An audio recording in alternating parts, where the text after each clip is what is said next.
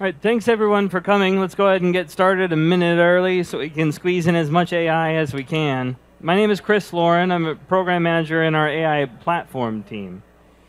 I'm here to talk to you about Visual Studio tools for AI and Visual Studio Code tools for AI. They're free extensions that you can download, install in your IDE or editor of choice that enables both training custom AI models and also infusing your applications with AI, either pre-built cognitive services that are available in the cloud, or a model that perhaps a data scientist down the hall trained, or that you found out on GitHub. I'm going to show you how to take those models, generate some code, include that code in your application, and run it, and hopefully have a little bit of fun.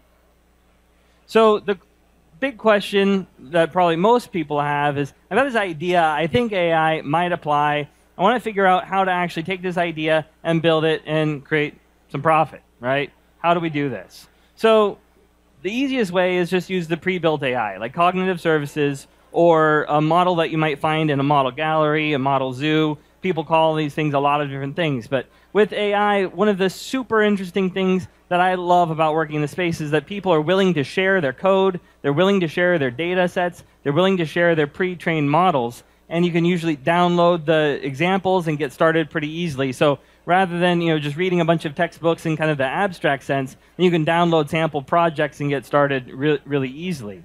So how do we do that? Well, one way we can use this pre-built AI is the cognitive services. You can just think of these as basically models that we've trained in the cloud, where a model is kind of like a skill, if you will. The ability to take an input image and identify the face and give you some characteristics about the person in the image, or describe the scene, or give you some semantic analysis of some text input, for example. That is a model, and that model just happens to be running in the cloud. Now, sometimes there's multiple models that work together, and I'll show you how this works to include some really cool capabilities in your application.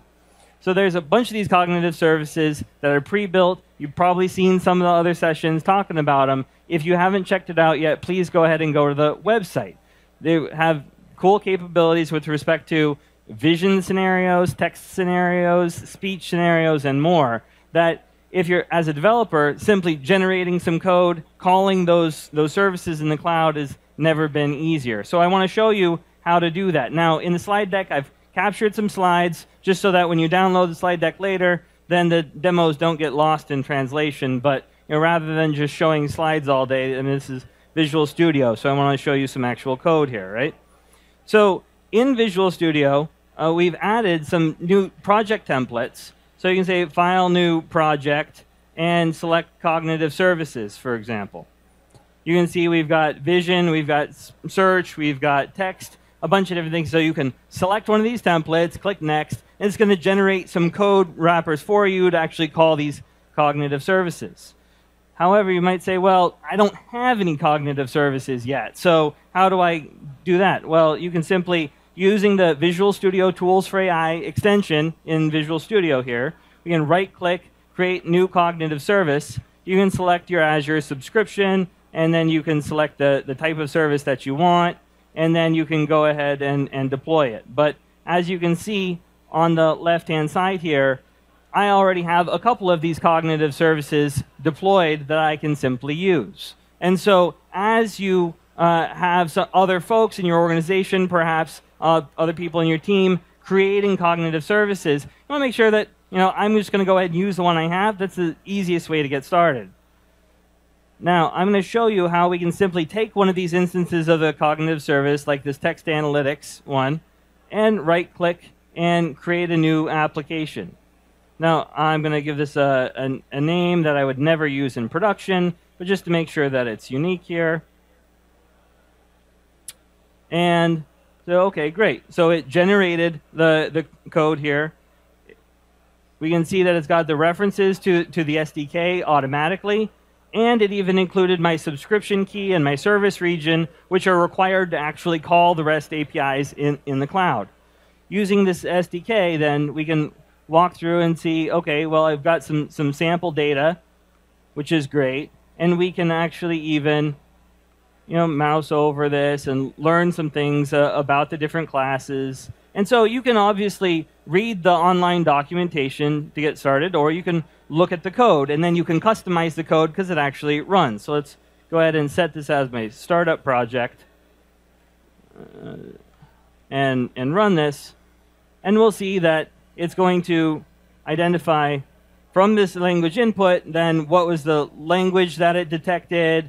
I'm going to see, okay, well, let's do some key phrase extraction out of those sentences, and then obviously do some sentiment analysis, because that's interesting. I had the best day of my life during this talk, but maybe later today the speaker put me to sleep. No saying anything about anyone else, but this is pretty fun stuff. Okay, so point here is that by taking this cognitive service in the cloud that's already a pre-trained model, you kind of don't have to know anything about machine learning or deep learning, you can generate some code, call it, and then get intelligence in your application super quickly. Now, even more complicated scenarios like vision, writing code to actually parse an image and figure out what's going on with an image is pretty complicated stuff. But with deep learning, training a model to be able to do that is pretty neat stuff. So let me show you how this works. We use the exact same process. I simply right-clicked beforehand to speed things up, generated the code, and now I'm going to pass in an image just to show that this is real stuff. And I'll grab the path. So I went on a trip to Thailand recently, and I've got a picture of me with an elephant here. Now, it's going to pop open the image, and you can see that it's even going to generate a caption, a person petting an elephant.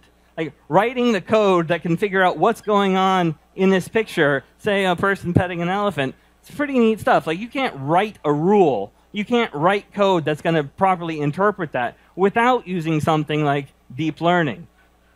And again, we don't write the code to do it. We train a model, and the model interprets the input of the picture and then generates some output. And this one generates a couple different outputs because there's some tags that kind of describes it and then constructs the description of it. So using pre-built AI to speed up the construction of your intelligent application is the easiest way to get started. And using Visual Studio tools for AI makes that even easier. But let me show you another scenario where if you want to classify some images, like if you want to build a robot, like I'm pretty thirsty, but I haven't had time all day to go and grab a drink. So if I want to create a robot that goes and gets a drink that I don't like sodas, but I do like coffee and beer. So how would the robot know what is soda, what is beer? Well, we need to train a classifier where it can analyze some images, where when it's picking up something, then it says, okay, this is Coca-Cola, this is a latte, et cetera, et cetera. So using custom vision AI is a cognitive service in the cloud that enables you to upload your own images and easily train your own model or customize an existing model. And so we can say add some images, we can upload, and then we can upload a bunch of images of Coke and add that. And once we've uploaded them, then we can go through and retrain the model. And click train. Now, this process is using a pre-built model in the cloud, customized with your own images that you've uploaded. By using a pre-built model in the cloud and then customizing it, you can rapidly speed up your training cycles so you can get to something that's useful a lot faster, and you don't have to have all the understanding of how that deep learning model worked. However, we can also see we still get this measure of precision and recall. You can kind of think of these as your quality metrics. I would never ship code to production that I didn't know how well it was going to work. And so this is working on the notion of a training data set and a test data set, where instead of writing test cases in code, you provide some examples that you also label and say, oh, this is known to be Coke. Here's some examples of Coke images. Now, did the model properly learn from all those examples of Coke that this other particular image of Coke is in fact a Coke? And so then that's kind of the measure of quality, if you will. And then once you have this model, you can either just simply call the REST API. You can click prediction URL here, and then you can see it just generates a REST API for you. And we all know how to include a REST API in our applications. Or, if you prefer, you can also export that model. And exporting that model then enables you to use that model on a device that has no network connectivity, for example. And so that way you can ensure that you have that intelligence with you wherever you go. Now, I don't know about you, but I just did a bunch of clicking on a website, and I'm like, yeah, Visual Studio Dev, I don't really like clicking around every time I want to update my model. We might want to update our model if the quality metrics aren't where we want them to be. So over time, say we want to make sure that we identify a new type of soda or something. Well, we need to upload new images. And so continuously retraining our models is super important to make sure that we get the quality that we want. Now, to do that with Visual Studio Tools for AI, simply right-click on the custom vision project and again, create new application. And then you can see we've got a retraining project this will generate. So you can either choose C# code or Python code, you choose. It'll generate this code for you that enables programmatically retraining. So to speed things up, again, I've already done this. But you can take a look at the code, and this is simply going to iterate over the local directories. Let's go ahead and run this. And I'll call this theater. And then I'll specify the input image directory. And so this notion of having a training data set and a test data set as separate, you always want to make sure that your training data set doesn't contain the same image that you use in your test. Otherwise, you're kind of skewing the results. So we want to keep them separate. So we'll specify drinks train. And then, oops. So we'll specify where is my training data set, and then also where is my test data set in the same directory, and then the name of the model that I'm going to download. I'll go ahead and overwrite it. And what this will do is now it'll upload all those training images. It's going to label those training images based on the directory structure, and then it's going to execute a test case in the test directory, and it's going to tell me what the prediction is so I can determine whether the quality looks good or not. So as soon as these images are uploaded, now it starts training. And so this is, again, using the power of Azure. The pre-trained models that are already there greatly accelerate the rate of training. The model's already trained, and I can see that it's correctly interpreting one of the images as a Coke. One of them, it's like 62% sure that it's an espresso. And then my Batman coffee image, it knows for sure is a latte. And this image was pretty darn awesome. There is just no question it was anything else. Oh, sorry, in the test. Point here is that I want that drink. Point here is that we generated an executable with almost no work. I simply right-clicked the custom vision cognitive service, generated the C# code that iterates over the sample data, uploads the sample data, kicks off training in the cloud, and downloads my model. Now notice this model.zip file. This is a TensorFlow model. I can take that and use that anywhere I want to. We're pretty much the only folks that are going to say, hey, yeah, go and use our cloud to train your model and then take it wherever you want. It's super easy. I mean, it just doesn't get simpler than this. But still, the question is, OK, well, what do I do with this model to include it in my application, right? So I want to move on to actually show you how to include a trained model in your application. Now, we've created some other templates in here called model inferencing library templates. And I'll show you how to use this in a real application in just a second. But I want you to see that we can import either trained TensorFlow models or Onyx models into an application. This is going to parse the structure of the model. It's going to look at the inputs and the outputs. So then it'll generate the method to actually invoke the model, regardless of whether it's TensorFlow or Onyx. And that ensures that you can run your code anywhere on a Windows device or up in Azure or in a Docker container, etc. Now let me show you how this actually works. We'll proceed here. And we'll go ahead and grab my Drinks Onyx model. And this is going to analyze the model structure. And then because we're generating code, now I always have some naming conventions for classes and such that I prefer, but let's call this drinks class, drinks. And even though the model itself, notice the model inputs, or it says input 0 and output 0, I wouldn't want that in my code.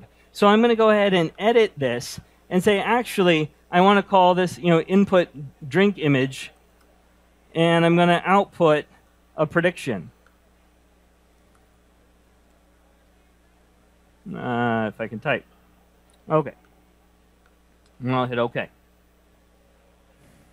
And so now this is going to generate the C# code. It's going to place the appropriate runtime, whether it's TensorFlow or Onyx, in my project, so I don't have to go and find the SDK somewhere else and figure out how all that magic works.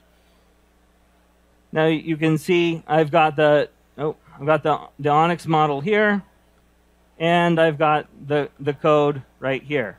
So you can see the Microsoft ML scoring reference up here. And then this will initialize the drinks image to list, and it'll return the output names. So I can include this in my application. Now, I can also simply right-click and import more models if I want, because sometimes we need to put together a bunch of different models in a single application to provide an intelligent experience. Now, let me show you what that looks like using the exact same process. But I'm going to just flip over to the PowerPoint real quick to just give you an idea as to where we're going with this. All right. So we customized our model, and now we're going to create a custom model from scratch. So with this, we start with our input data, and we want to iterate over this. So again, VS Tools for AI is just a tool. We're going to use Azure Machine Learning and Azure Compute in the cloud to actually train this model. So if you've seen this architecture slide before, that's where we're at. With tools, using services in the cloud on top of compute.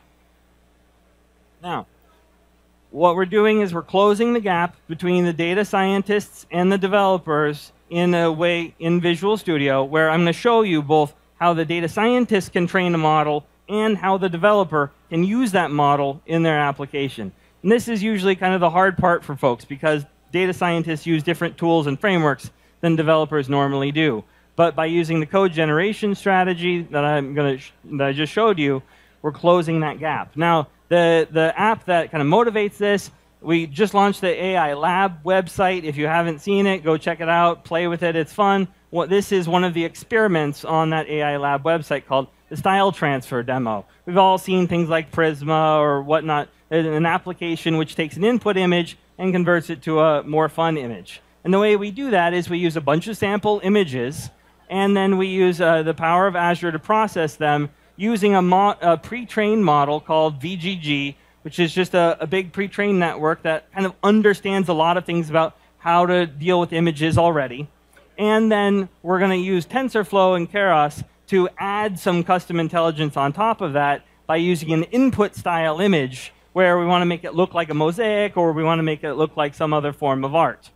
If you're interested, we've got more details on the website, but fundamentally the key thing here is that we're measuring loss, and we want to reduce the amount of loss. We want to identify the semantic similarity between the input image and the output image, but also make it look as close as possible to the style image at the same time. And that's where the Python code comes in handy here. So let's go ahead and flip back to Visual Studio so I can show you how this actually works. All right, so here we've got our Python project in the lower right-hand corner and the picture style transfer code as well. Now, Notice we've got the Keras TensorFlow code in here. If you don't know how to write Keras TensorFlow code, that's totally fine. We do have integration with the Azure machine learning stack in here, so you can actually download a bunch of example projects super easily as well. But because this is a demo and I'm running out of time, I'm going to go with the code that I've got.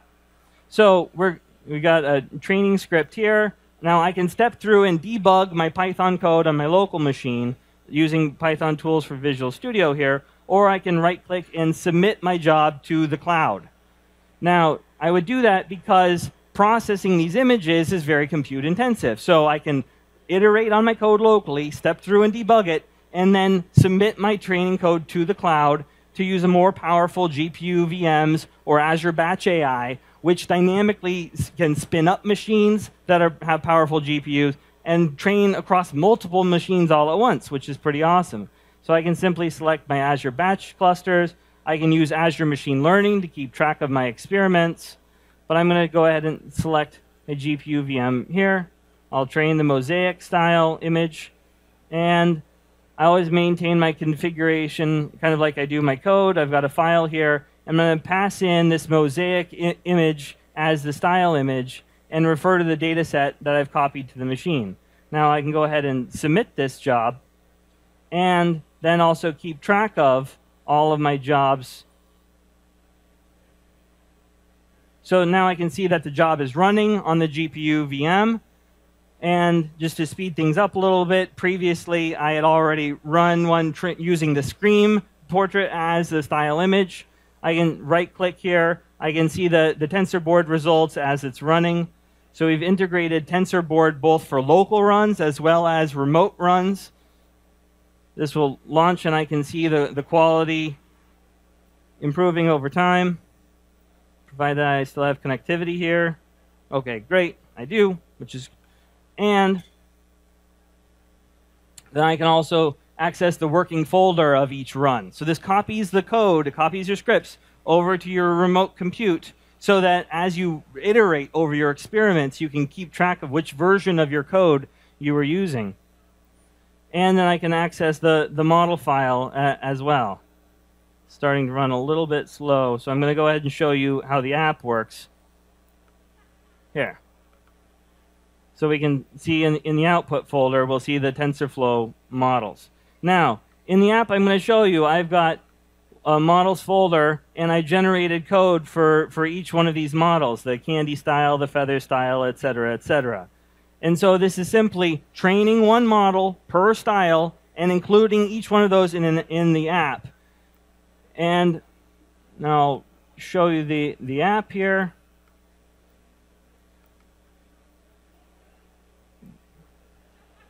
And you can see with this drop-down list, I'm simply selecting each one of these and executing the code that I had generated from each one of those trained models based on the input parameter of which model do I want to use.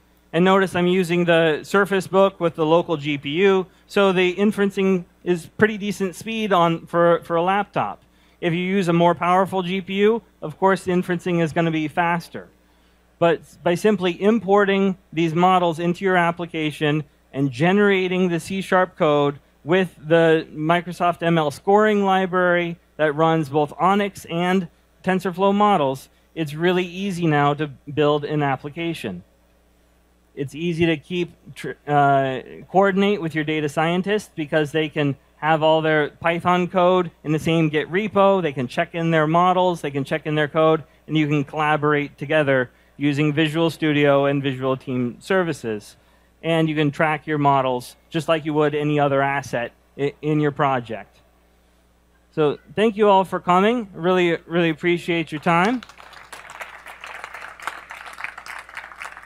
Now, like I said, I put in a bunch of screenshots in here so that you can follow along at home.